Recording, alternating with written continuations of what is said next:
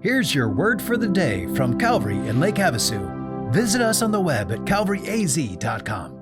Hey, Calvary, and welcome to your word for the day. So, do you remember that Bible story about Nicodemus going to see Jesus in the middle of the night? And he wanted to ask Jesus some questions, but before he even got a question out, Jesus says, if you want to see the kingdom of God, you have to be born again. And Nicodemus is left scratching his head. What in the world could that mean? How am I, a grown man, going to become a baby again and get born again? We get that image of being born again in the book of 1 Peter when it's talking about the salvation that we have through Jesus Christ. Here's what it says in 1 Peter 3.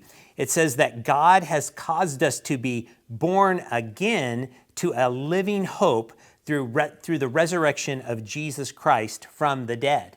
So if you think about a baby, right? A baby is born into this natural life, and that baby is, Lord willing, going to live a long life and grow, but then eventually, like every human, will die. But when we are born again, we are born into a living hope.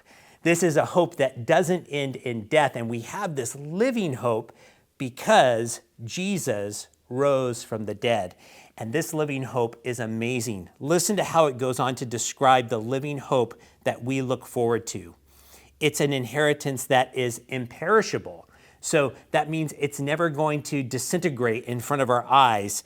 It is undefiled, so it's a pure hope. It is unfading. So, it's not a hope that is going to vanish into the distance. No, this is a hope that is unfading, and it is kept in heaven for you, a living hope. And then we have this beautiful promise, who by God's power are being guarded through faith for a salvation ready to be revealed in the last time. So you and I, if we're hoping in Jesus' resurrection, if we have been born again to this living hope, then we are being guarded by God to receive an inheritance, an imperishable inheritance, an undefiled inheritance, an inheritance that will never fade away.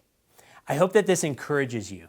No matter what you go through today, if you have a living hope, if you are born again, you have an eternal hope. Have a blessed day, Calvary.